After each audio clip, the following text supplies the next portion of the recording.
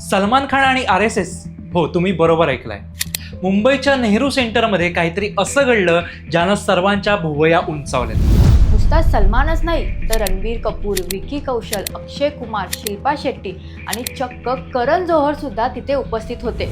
पण नक्की चाललंय काय? 100व्या वर्षात पाऊल ठेवणारा संघ आता कोणत्या नव्या क्षितिजांचा शोध घेतोय का?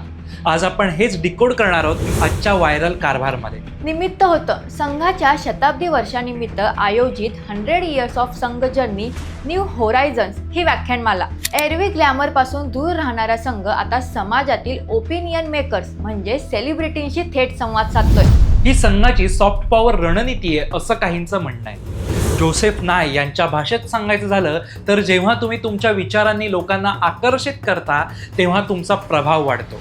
सरसंघचालक मोहन भागवत यांनी स्वतः कबूल केलं की जर 20 वर्षांपूर्वी संघानं असं निमंत्रण दिलं असतं तर कदाचित इतका मोठा प्रतिसाद मिळाला नसता. कार्यक्रमातलं सर्वात इंटरेस्टिंग वक्तव्य होतं सलमान खान बद्दल. मोहन भागवत म्हणाले की कॉलेजची मुलं सलमानची फॅशन कॉपी करतात कारण तो त्याचा आयकॉन आहे. मग जर यशस्वी लोक चांगले संस्कार पाळू लागले तर त्याची ही फॅशनच होईल.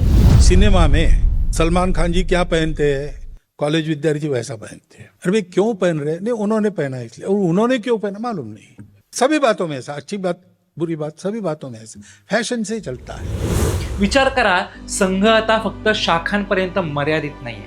त्यांना कळून चुकलंय की जर नव्या पिढीपर्यंत म्हणजे जेनझी पर्यंत पोहोचायचं असेल तर त्यांच्या लाडक्या ताऱ्यांच्या माध्यमातून संवाद साधणं गरजेचं आहे. आणि यातला सर्वात मोठा मास्टर स्ट्रोक म्हणजे अदनान सामी यांची उपस्थिती. सामी यांनी लिहिलंय की मोहन भागवत यांनी संघाबद्दलचे माझे अनेक गैरसमज दूर केले. ते एक सुंदर आत्मा आहेत.